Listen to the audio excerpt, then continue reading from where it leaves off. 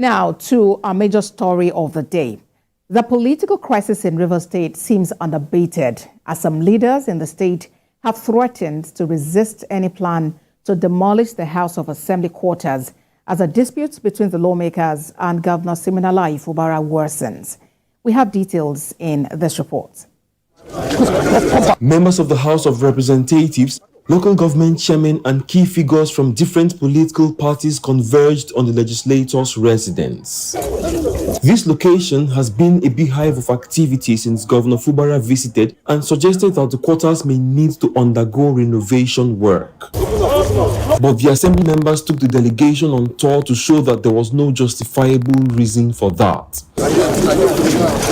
If there is any truth to the rumors of plans to roll in the bulldozers, the lawmakers say it is politically motivated. You will see where they destroyed Padlock, and then in an unimaginable fashion, a sitting governor of a state, one who is expected to uphold the sanctity of the constitution and all our laws, he broke into this place the way it is to break into people's houses at the night. They also inspected the makeshift legislative chamber and facilities within and gave the structure a clean bill of health. We have commissioned engineers to study and give us a report on the integrity of these structures.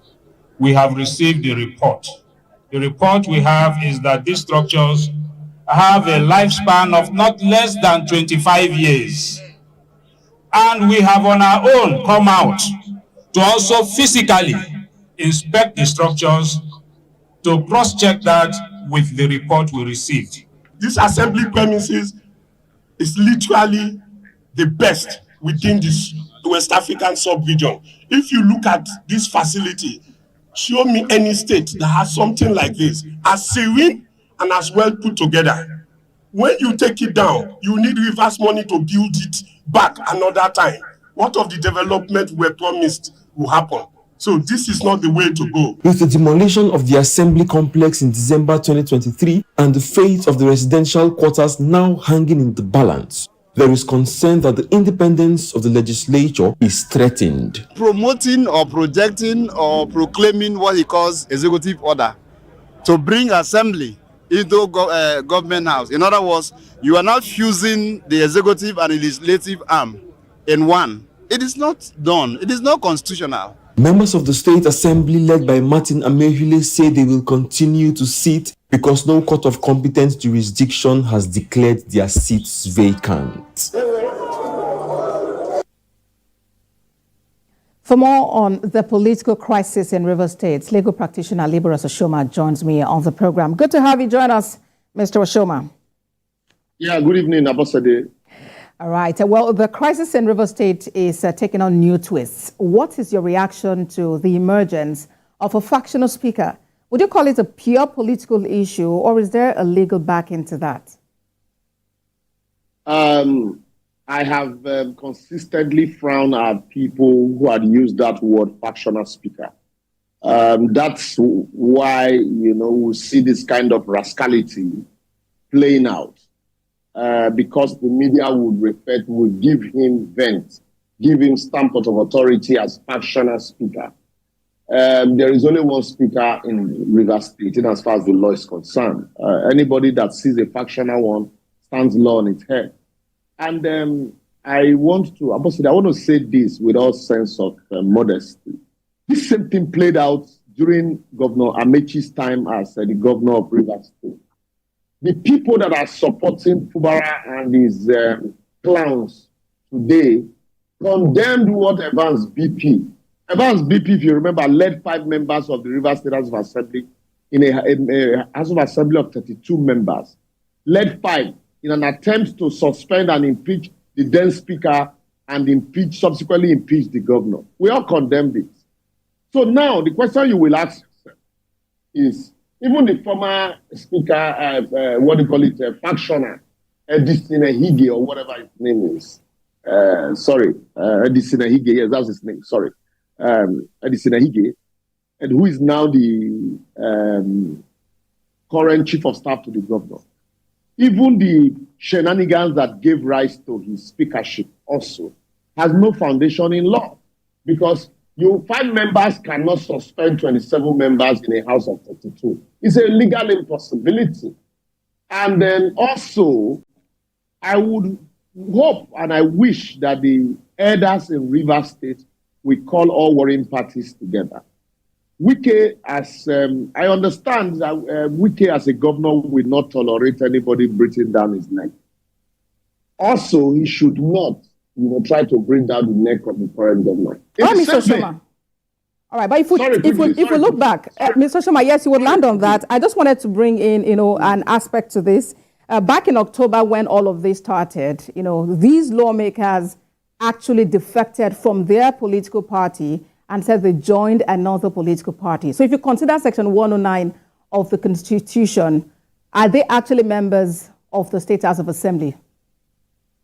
That Section 109 does not activate itself. By virtue of Section 2 of Section 109, it is the Speaker that declares seats vacant. It is not it's not an automatic event. Tambuwa defected on the floor of the House of Rep. It is Tambuwa that ought to have declared his own seat vacant. He didn't do that. Did Mr. Amewule not do that? Did he not write to INEC to declare those seats vacant? Mr. Amewule, as at the time he was Speaker, he defected also. Mr. Amewule defected. But the question is, was Mr. What's the other man's name that is the Chief of Staff now? Edison Mr. Edison Ehie, was he a speaker to have declared the seat of 27 lawmakers vacant? That's the question. That's the big question. By virtue of subsection 2 of section 109, it is the speaker, the sitting speaker, that declares the seat vacant. And the governor cannot declare the seat vacant. No other member can declare it vacant.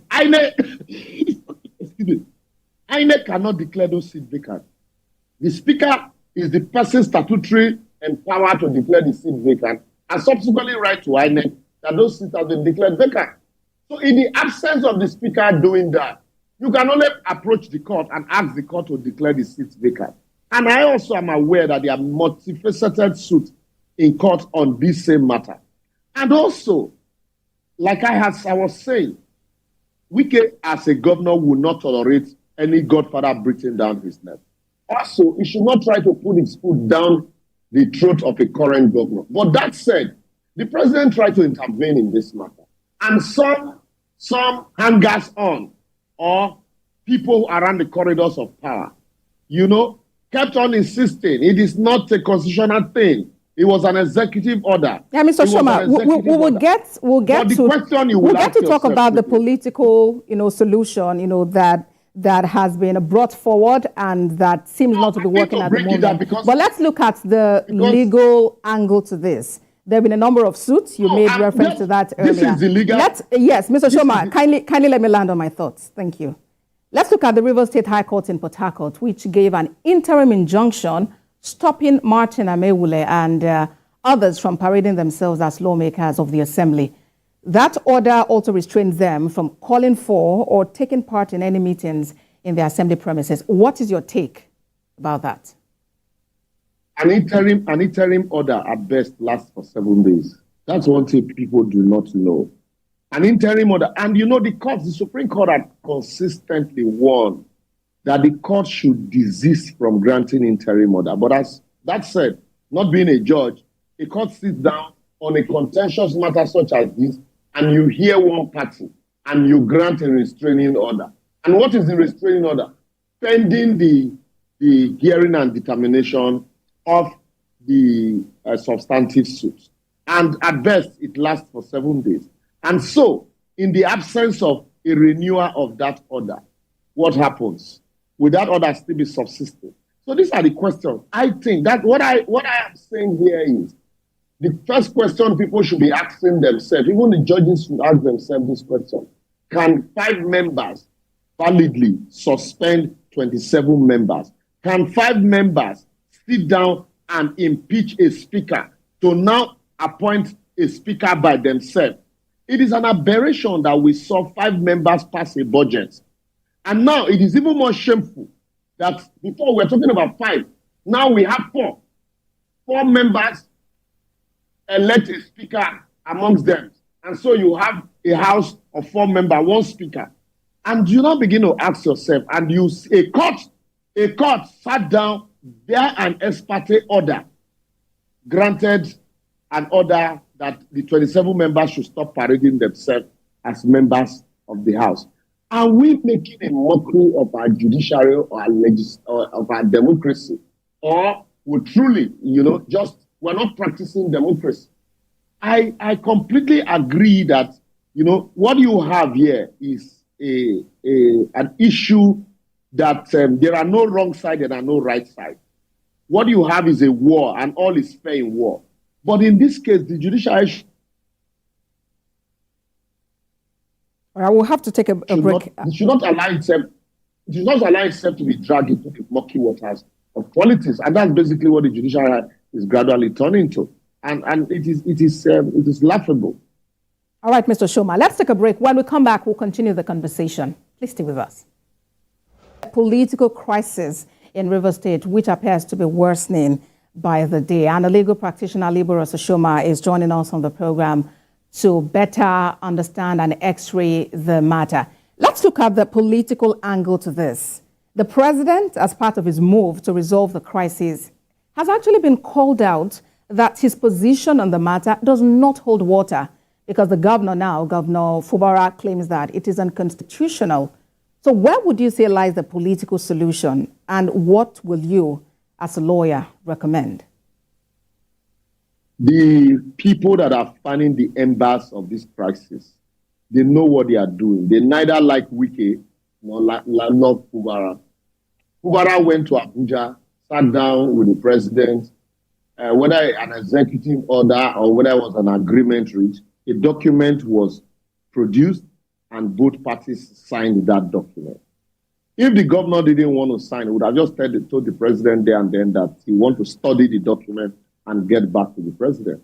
But listening to warmongers and then now claim that, an executive order produced to empower resolution of disputes, that it is not constitutional. And yet the same governor, via an executive order, has demolished the State House of Assembly, via an executive order, has moved the sitting of the State House of Assembly from a place that the speaker, because it is by the constitution, it is the speaker that ought to designate a place for sitting. Instead of the governor has contravened the constitution also via an executive order, designate a place inside government house, just like Amechi did in his time, for sitting. And people that are condemning the executive order of the president are supporting the executive order of the governor. While those that are condemning the executive order of the governor are supporting the executive order of the president. You see the aberration. Just the same way, people who are today supporting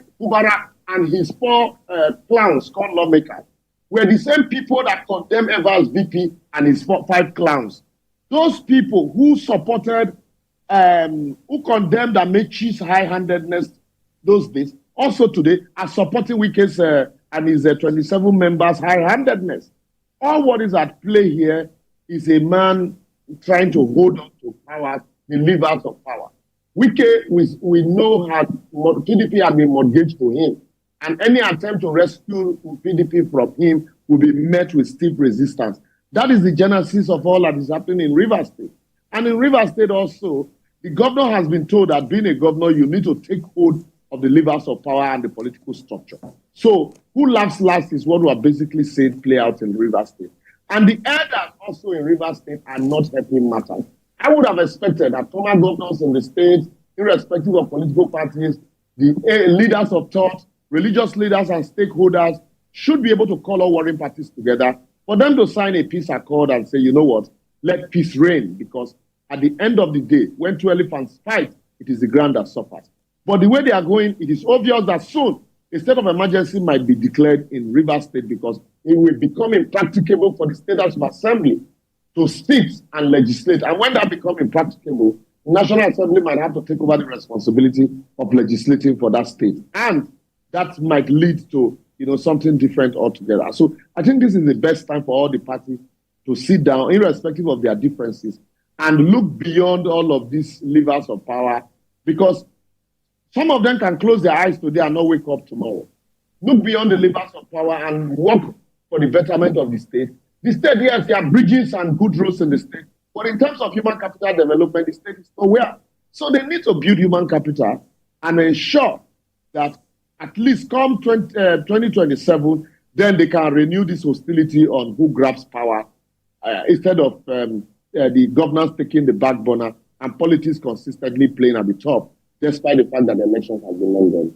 You know, I really want us to talk about the people of Rivers State, because you ask, where are they in all of these? These lawmakers were elected by them, and these lawmakers have a duty to make laws that would lead to the betterment of the lives of the residents. So where are they in all of this? Where do they come in? How do they step in, and how do we resolve this issue that's on ground? Ambassador, I can tell you right from 1999, there's never been what you call an election properly so-called in Rivers State.